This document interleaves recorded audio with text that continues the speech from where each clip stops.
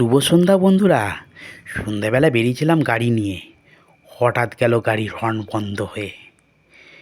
লোকেদের পেছনের লেগে যায় ধাক্কা, কেউ দেয় না রাস্তা, উল্টে দেয় গালাগাল।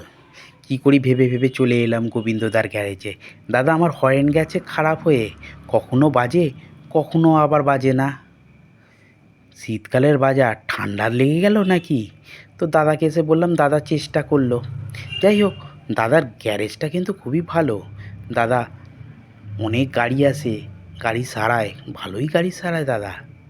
দাদা যাই হোক আমার হরেন করে চেষ্টা, অনেকক্ষণ ধরে চেষ্টা করছে, কখনো বাজে আবার কখনো বাজে না।